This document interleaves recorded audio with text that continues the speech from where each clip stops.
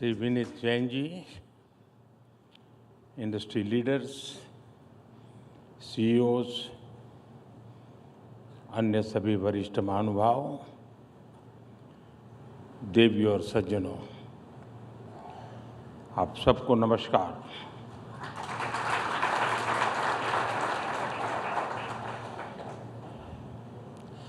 Last time जब मैं ET summit में आया था तो चुनाव होने ही वाले थे और उस समय मैंने आपके बीच पूरी विनम्रता से कहा था कि हमारे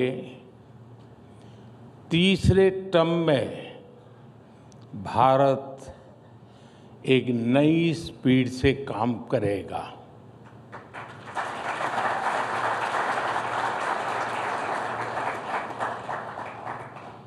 मुझे संतोष है कि ये स्पीड आज दिख भी रही ही है और देश इसको समर्थन भी दे रहा है। नई सरकार बनने के बाद देश के अनेक राज्यों में बीजेपी एनडीए को जनता का आशीर्वाद लगातार मिल रहा है। जून में ओडिशा के लोगों ने विकसित भारत के संकल्प को गति दी, फिर हरियाणा के लोगों ने समर्थन किया और अब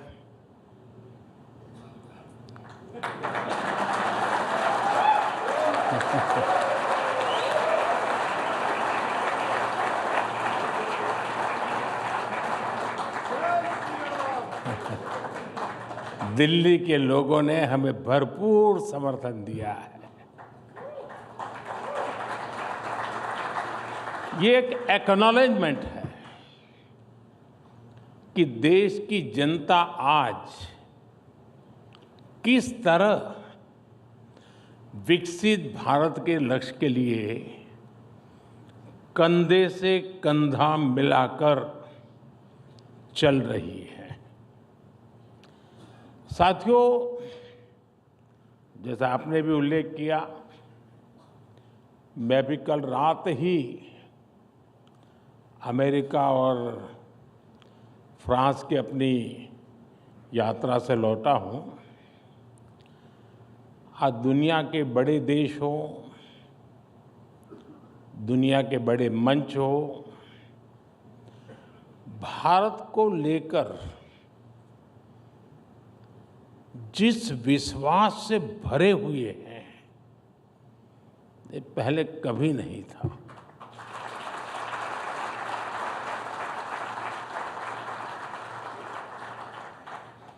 ये पेरिस में एआई एक्शन समिट के दौरान हुए डिस्कशन में भी रिफ्लेक्ट हुआ है। आज भारत ग्लोबल फ्यूचर से जुड़े विमर्श के सेंटर में है और कुछ चीजों में उसे लीड भी कर रहा है। मैं कभी-कभी सोचता हूं, अगर 2014 में देशवासियों ने हमें आशीर्वाद न दिए होते, अब आप भी सोचिए,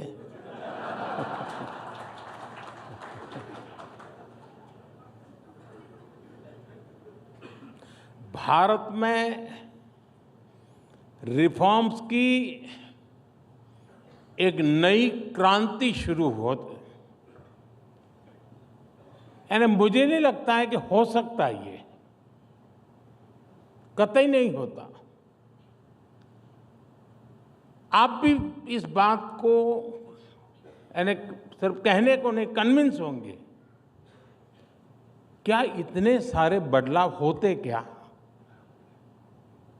आप पैसे जो हिंदी समझते होंगे उनको मेरी बात तुरंत समझ में आई होगी।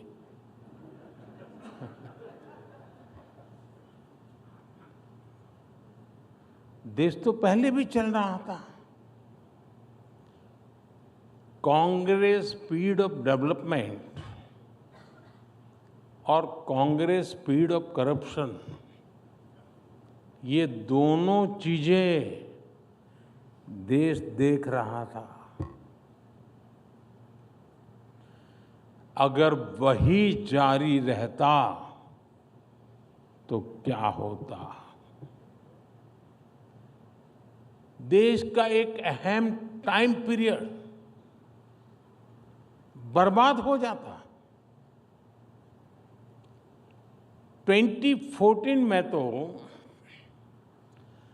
कांग्रेस सरकार ये लक्ष्य लेकर चल रही थी कि 2044, यानी 2014 में वो सोचते थे और उनका डिक्लेयर्ड टारगेट था कि 2044 तक भारत को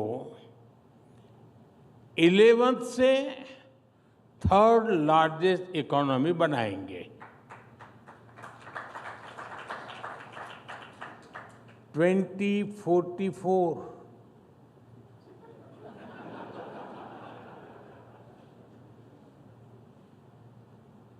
यानी 30 साल का टाइम पीरियड था।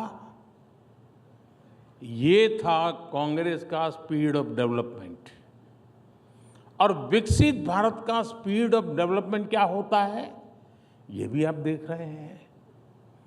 सिर्फ एक दशक में भारत टॉप 5 इकोनॉमी में आ गया।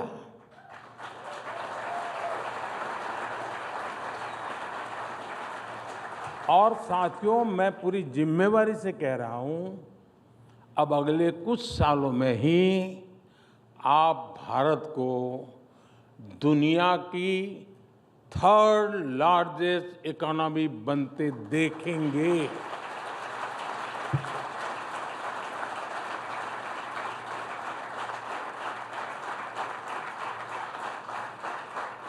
अब हिसाब लगाइए, 2044,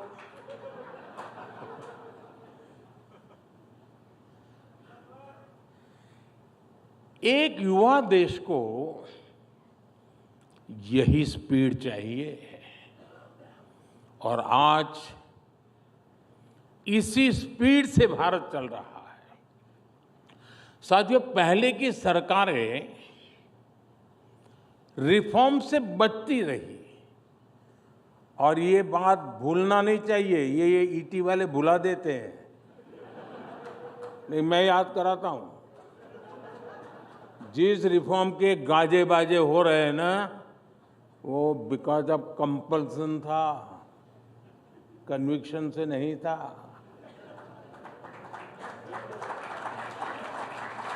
आज हिंदुस्तान जो रिफॉर्म कर रहा है वो कन्विक्शन से कर रहा है।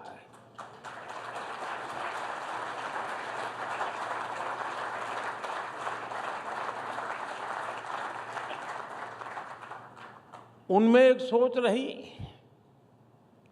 अब कौन इतनी मेहनत करे, रिफॉर्म की क्या जरूरत है, अब लोगों ने बिठाया है, मौज करो यार, 5 साल निकाल दो, चुनाव आएगा तब देखेंगे।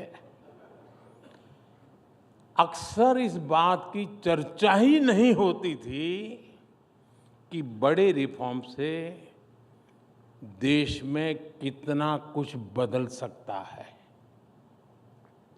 आप व्यापार जगत के लोग हैं, सिर्फ हिसाब किताब आंकड़े नहीं लगाते, आप अपनी स्ट्रेटेजी को रिव्यू करते हैं, पुरानी पद्धतियों को छोड़ते हैं, एक समय में कितने ही लाभकारक रही हो उसको भी छोड़ते हैं आप। जो काल बाह्य हो जाता है उसका बोझ उठाकर कोई उद्योग चलता नहीं है जी, उसे छोड़ता ही है। आमतौर पर भारत में जहां तक सरकारों की बात है, गुलामी के बोझ में जीने की एक आदत पड़ चुकी थी। इसलिए आजादी के बाद भी अंग्रेजों के जमाने की चीजों को ढोया जाता रहा। अब हम लोग आमतौर पर बोलते भी हैं, सुनते भी हैं, और कभी कभी तो लगता है कि ये जैसे कोई बड़ा महत्वपूर्ण मंत्र है, बड़ा श्रद्धापूर्ण मंत्र है, ऐसे बोलते हैं, justice delayed is justice denied. ऐसी बातें हम लंबे समय तक सुनते रहे, लेकिन इसको ठीक कैसे किया जाए, इस पर काम नहीं हुआ। समय के साथ हम इन चीजों के इतने आदी हो गए कि बदलाव को नोटिस ही नहीं कर पाते।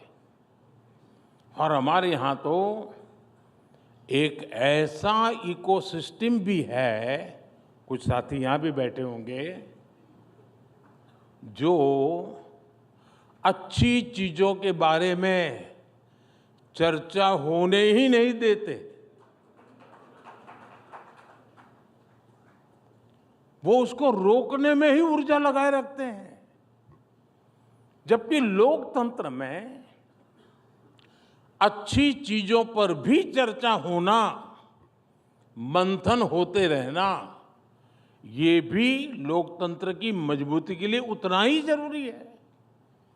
लेकिन एक धारणा बना दी गई है कि कुछ नेगेटिव कहो, नेगेटिविटी फैलाओ, वही डेमोक्रेटिक है। अगर पॉजिटिव बातें होती हैं तो डेमोक्रेसी को कमजोर करार कर दिया जाता है। इस मानसिकता से बाहर आना बहुत जरूरी है। मैं आपको कुछ उदाहरण दूंगा। साथियों, भारत में कुछ समय पहले तक जो पीनल कोड चल रहे थे, वो 1860 के बने थे, 1860 के। देश आजाद हुआ तो हमें याद नहीं आया, क्योंकि गुलामी की मानसिकता में जीने की आदत हो गई थी। इनका मकसद 1860 में जो कानून बने, मकसद क्या था? उसका मकसद था भारत में गुलामी को मजबूत करना, भारत के नागरिकों को दंड देना। जिस सिस्टम के मूल में ही दंड है, वहां न्याय कैसे मिल सकता था? इसलिए इस सिस्टम के कारण न्याय मिलने में कई साल लग जाते थे। आप देखिए, हमने परिवर्तन किया, बहुत बड़ा, कड़ी मेहनत करनी पड़ी है, ऐसा नहीं हुआ है। लाखों ह्यूमन आवर्स लगे हैं इसमें, और भारतीय न्याय संहिता को लेकर के हम आए, भारत की संसद ने उसको मान्यता दी। अब ये न्याय संहिता को लागू हुए अभी 7-8 महीने ही हुए हैं, 7 to 8 मंथ हुए अभी तो, लेकिन बदलाव साफ साफ नजर आ रहा है, अखबार में नहीं। अब लोगों में जाएंगे तो बदलाव नजर आएगा। न्याय संहिता लागू होने के बाद क्या बदलाव आया है, मैं बताता हूं। एक ट्रिपल मर्डर केस में एफआईआर से लेकर फैसला आने तक सिर्फ 14 दिन लगे। इसमें उम्र कैद की सजा हो गई।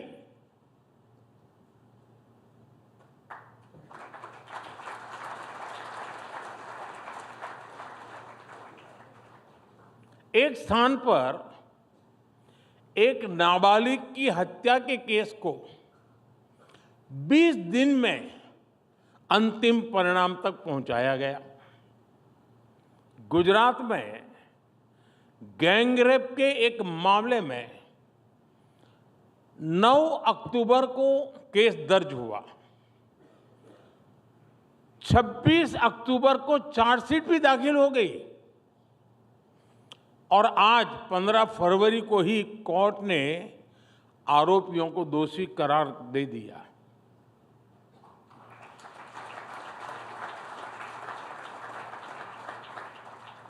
आंध्र प्रदेश में 5 महीने के एक बच्चे से अपराध के मामले में अदालत ने दोषी को 25 वर्ष की सजा सुनाई है। इस केस में डिजिटल सबूतों ने बहुत बड़ी भूमिका निभाई। एक और मामले में रेप और मर्डर के आरोपी की तलाश में ई प्रिजन मॉड्यूल से बड़ी मदद मिली। इसी तरह एक राज्य में रेप और मर्डर का केस हुआ और तुरंत ही पता चल गया कि संदिग्ध दूसरे राज्य में एक क्राइम में पहले जेल जा चुका है। इसके बाद उसकी गिरफ्तारी में भी समय नहीं लगा। ऐसे अनेक मामले में गिना सकता हूं जिसमें आज लोगों को तेजी से न्याय मिलने लगा है। साथियों, ऐसा ही एक बड़ा रिफॉर्म प्रॉपर्टी राइट्स को लेकर हुआ है। यूएन की एक स्टडी में किसी देश के लोगों के पास प्रॉपर्टी राइट्स का न होना एक बहुत बड़ा चैलेंज माना गया है। दुनिया के अनेक देशों में करोड़ों लोगों के पास प्रॉपर्टी के कानूनी दस्तावेज नहीं है, जबकि लोगों के पास प्रॉपर्टी राइट्स होने से गरीबी कम करने में मदद मिलती है। ये बारीकियां पहले की सरकारों को पता भी नहीं था। और कौन इतना सरदर्द उठाए जी, कौन मेहनत करे? ऐसे काम कोई ईटी की हेडलाइन तो बनने वाली नहीं है, तो करेगा कौन? ऐसी अप्रोच से न देश चला करते हैं न देश बना करते हैं।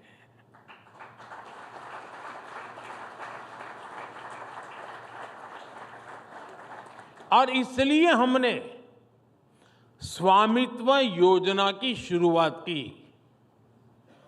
स्वामित्व योजना के तहत देश के 3 लाख से ज्यादा गांवों का ड्रोन सर्वे किया गया।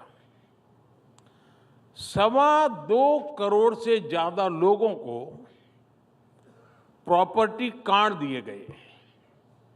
और मैं ईटी को एक हेडलाइन आज दे रहा हूं। स्वामित्व लिखना जरा ईटी के लिए तकलीफ वाला है, लेकिन फिर भी वो तो आदत से हो जाएगा। स्वामित्व योजना की वजह से देश के ग्रामीण क्षेत्र में अब तक 100 लाख करोड़ रुपए की प्रॉपर्टी की वैल्यू अनलॉक हुई है। 100 लाख करोड़ यानी 100 लाख करोड़ रुपयों की प्रॉपर्टी पहले भी गांव में मौजूद थी, गरीब के पास मौजूद थी, लेकिन इसका उपयोग आर्थिक विकास में नहीं हो पाता था। प्रॉपर्टी के राइट्स न होने से गांव के लोगों को बैंक से लोन नहीं मिल पाता था। अब ये दिक्कत हमेशा हमेशा के लिए दूर हो गई है। आज पूरे देश से ऐसी खबरें आती हैं कि कैसे स्वामित्व योजना के प्रॉपर्टी कार्ड से लोगों का फायदा हो रहा है। अभी कुछ दिन पहले राजस्थान की एक बहन से मेरी बातचीत हो रही है। उस बहन को स्वामित्व योजना के तहत प्रॉपर्टी कार्ड मिला हुआ है। इनका परिवार 20 साल से एक छोटे से मकान में रहता था।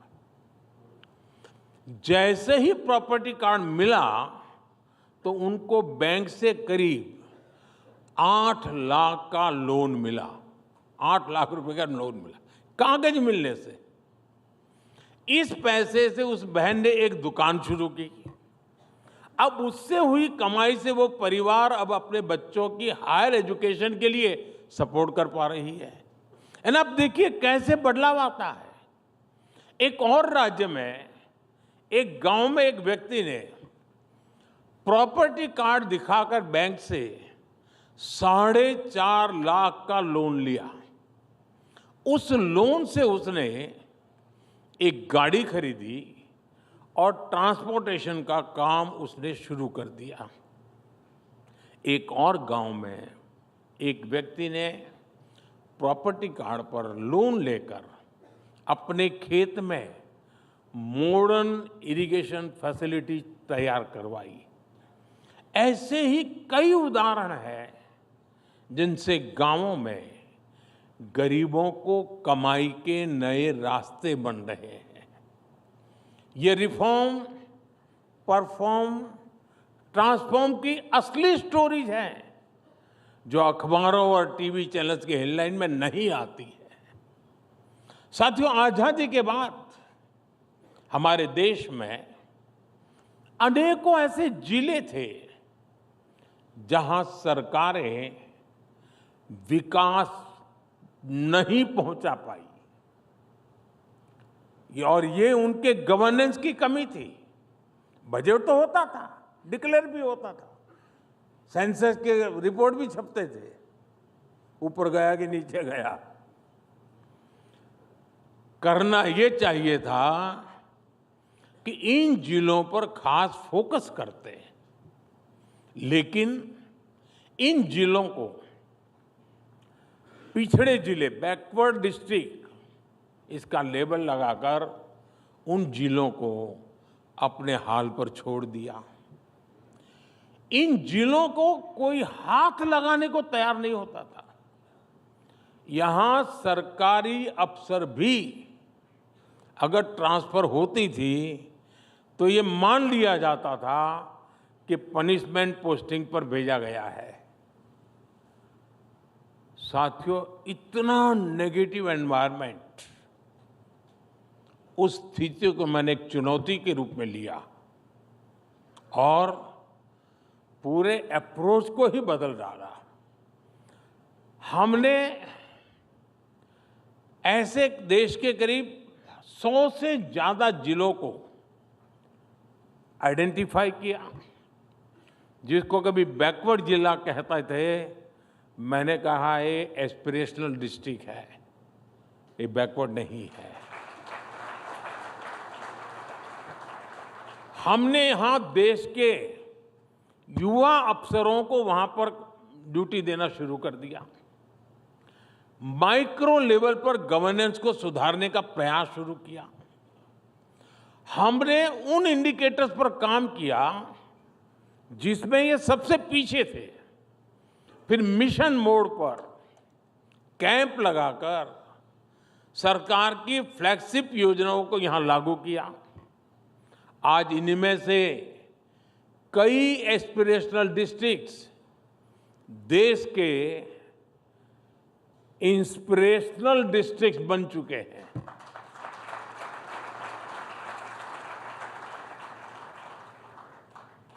साल 2018 में, 2018 में असम के, मैं उन जो एस्पिरेशनल डिस्ट्रिक्ट जिसको मैं कहता हूं, जिसको पहले की सरकार बैकवर्ड कहती थी, मैं उनका ही जिक्र करना चाहता हूं। असम के बारपेटा जिले में सिर्फ 26% एलिमेंट्री स्कूलों में ही सही स्टूडेंट टू टीचर्स रेशियो था, ओनली 26%। आज उस डिस्ट्रिक्ट में 100% स्कूलों में स्टूडेंट टीचर रेशियो आवश्यकता के अनुसार हो गया। बिहार के बेगूसराय जिले में सप्लीमेंट्री न्यूट्रिशन लेने वाली गर्भवती महिलाओं की संख्या ओनली 21% थी। बजट नहीं था, ऐसा नहीं था, बजट तो था, ओनली 21%। उसी प्रकार से यूपी के चंदौली जिले में ये 14% थी। आज दोनों जिलों में ये 100% हो चुकी है। इसी तरह बच्चों के 100% टीकाकरण के अभियान में भी कई जिले बेहतरीन प्रदर्शन कर रहे हैं। यूपी के श्रावस्ती में 49% से बढ़कर 86%, तो तमिलनाडु के रामनाथपुरम में 67% से बढ़कर 93% हम पहुंचे हैं। ऐसी ही सफलताओं को देखते हुए ही अब देश के हम फिर ये एक प्रयोग बहुत सफल रहा, ग्रास रूट लेवल पर परिवर्तन लाने का प्रयास सफल रहा। तो जैसे पहले हमने 100 करीब एस्पिरेशनल डिस्ट्रिक्ट आइडेंटिफाई किए, अब हम एक स्टेज नीचे जा करके 500 ब्लॉक्स, उनको हमने एस्पिरेशनल ब्लॉक घोषित किया है और वहां हम बिल्कुल फोकस वे में तेजी से काम कर रहे हैं। अब आप कल्पना कर सकते हैं, हिंदुस्तान के 500 ब्लॉक्स, उसकी बेसिक बदलाव आएगा, मतलब देश के सारे पैरामीटर बदल जाते हैं। साथियों, यहां बहुत बड़ी संख्या में इंडस्ट्री लीडर्स बैठे हैं। आपने कई दशक देखे हैं, दशकों से आप बिजनेस में हैं। भारत में बिजनेस का माहौल कैसा होना चाहिए, ये अक्सर आपकी विश लिस्ट का हिस्सा हुआ करता था। सोचिए कि हम 10 साल पहले कहां थे और आज कहां हैं। एक दशक पहले भारत के बैंक भारी संकट से गुजर रहे थे। हमारा बैंकिंग सिस्टम फ्रेजाइल था। करोड़ों भारतीय बैंकिंग सिस्टम से बाहर थे। और अभी विनीत जी ने जनधन अकाउंट की चर्चा भी की। भारत दुनिया के उन देशों में से एक था जहां एक्सेस टू क्रेडिट सबसे मुश्किल था। साथियों, हमने बैंकिंग सेक्टर को मजबूत करने के लिए अलग अलग स्तर पर एक साथ काम किया। Banking the unbank, securing the unsecured, funding the unfunded, ये हमारी स्ट्रेटेजी रही। 10 साल पहले ये तर्क दिया जाता था कि देश में बैंक ब्रांच नहीं है, तो कैसे फाइनेंशियल इंक्लूजन होगा। आज देश के करीब हर गांव के 5 किलोमीटर के दायरे में कोई बैंक ब्रांच या बैंकिंग कॉरेस्पॉन्डेंट मौजूद है। एक्सेस टू क्रेडिट कैसे बढ़ा, इसका एक उदाहरण मुद्रा योजना है। करीब 32 लाख करोड़ रुपए उन लोगों तक पहुंचे हैं जिनको बैंकों की पुरानी व्यवस्था के तहत लोन मिल ही नहीं सकता था। ये कितना बड़ा परिवर्तन हुआ है। एमएसएमईज के लिए लोन मिलना आज बहुत आसान हुआ है। आज रेहड़ी पटरी ठेले वालों तक को हमने आसान लोन से जोड़ा है। किसानों को मिलने वाला लोन भी 2 गुने से अधिक किया है। हम बहुत बड़ी संख्या में लोन दे रहे हैं, बड़े अमाउंट में लोन दे रहे हैं और साथ ही हमारे बैंकों का प्रॉफिट भी बढ़ रहा है। 10 साल पहले तक इकोनॉमिक टाइम्स ही बैंकों के रिकॉर्ड घोटाले की खबरें छापता था। रिकॉर्ड एनपीएस पर चिंता जताने वाले एडिटोरियल छपते थे। आज आपके अखबार में क्या छप रहा है? अप्रैल से दिसंबर तक सरकारी बैंकों ने 1.25 लाख करोड़ रुपए से अधिक का रिकॉर्ड प्रॉफिट दर्ज किया है।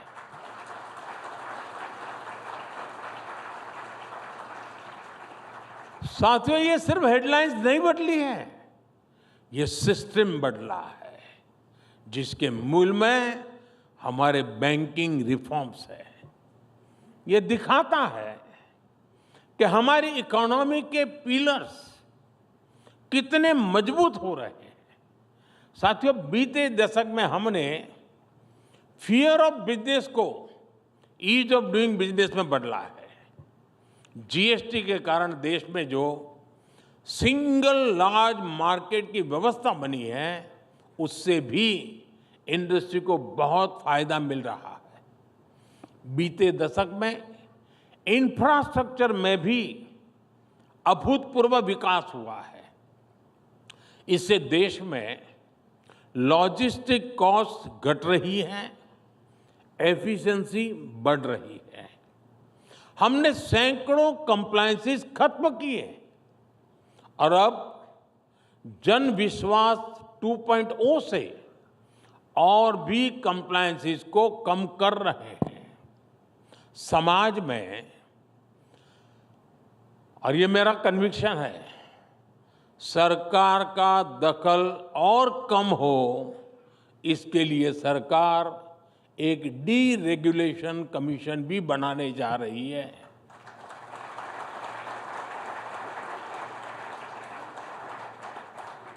फ्रेंड्स, आज के भारत में एक और बहुत बड़ा परिवर्तन हम देख रहे हैं। ये परिवर्तन फ्यूचर की तैयारी से जुड़ा है।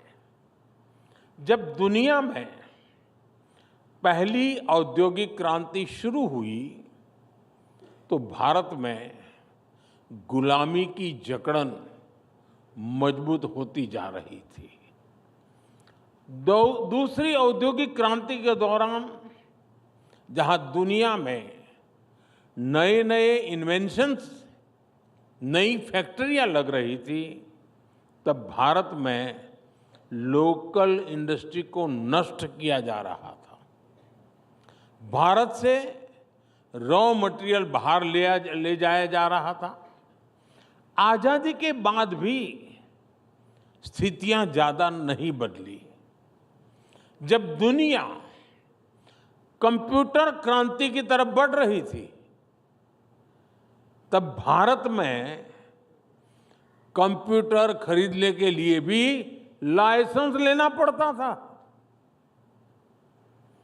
पहली 3 औद्योगिक क्रांतियों का उतना लाभ भले ही भारत नहीं ले पाया, लेकिन चौथी औद्योगिक क्रांति में भारत दुनिया के साथ कदम से कदम मिलाने के लिए तैयार है।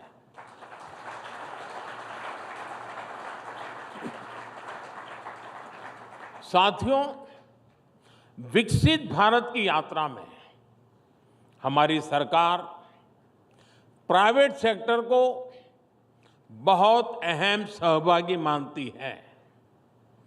सरकार ने बहुत सारे नए सेक्टर्स को प्राइवेट सेक्टर के लिए खोल दिया है, जैसे स्पेस सेक्टर।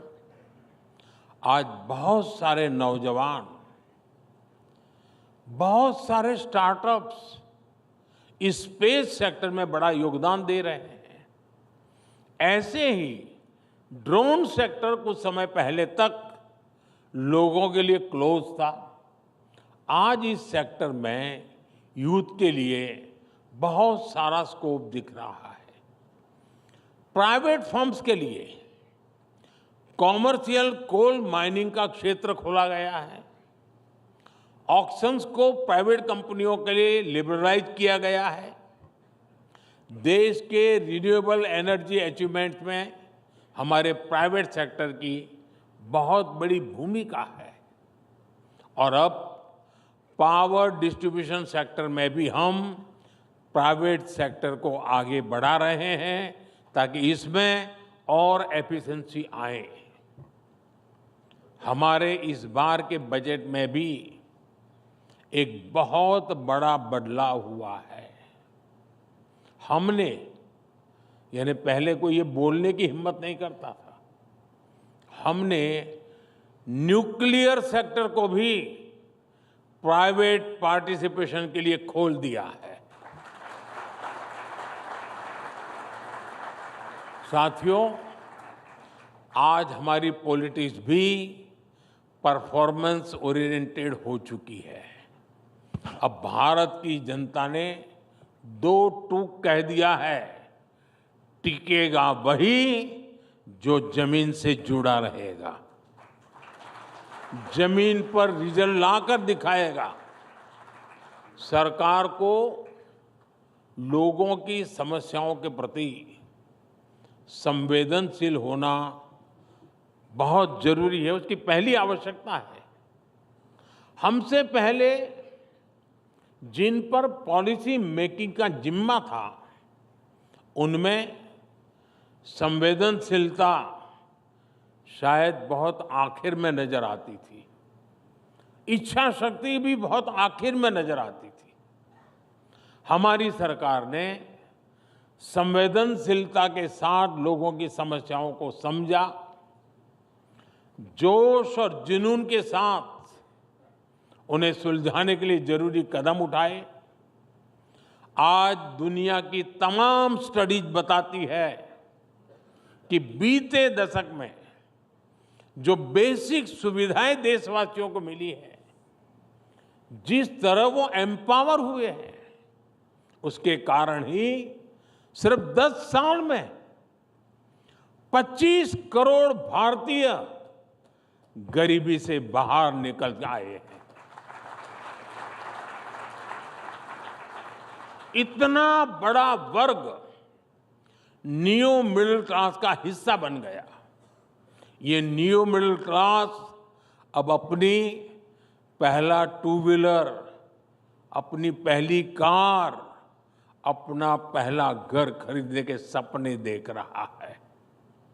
मिडिल क्लास को सपोर्ट करने के लिए इस वर्ष के बजट में भी हमने जीरो टैक्स की सीमा को 7 लाख से बढ़ाकर 12 लाख किया है।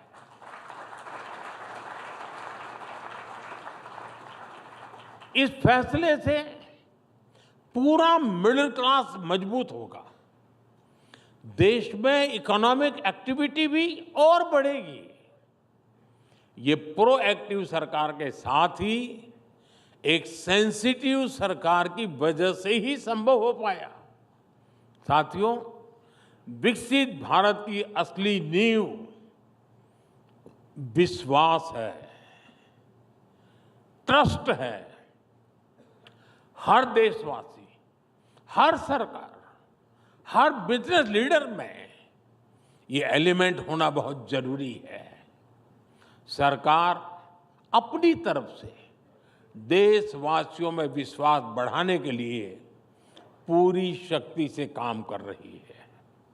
हम इनोवेटर्स को भी एक ऐसे माहौल का विश्वास दे रहे हैं जिस पर वो अपने आइडियाज को इंक्यूबेट कर सकते हैं। हम बिजनेस को भी पॉलिसीज के स्टेबल और सपोर्टिव रहने का विश्वास दे रहे हैं। मुझे उम्मीद है कि ईटी की ये समिट इस विश्वास को और मजबूती देगी। इन्हीं शब्दों के साथ मैं अपनी बात समाप्त करता हूं। एक बार फिर आप सभी को अपनी शुभकामनाएं देता हूं। बहुत बहुत धन्यवाद।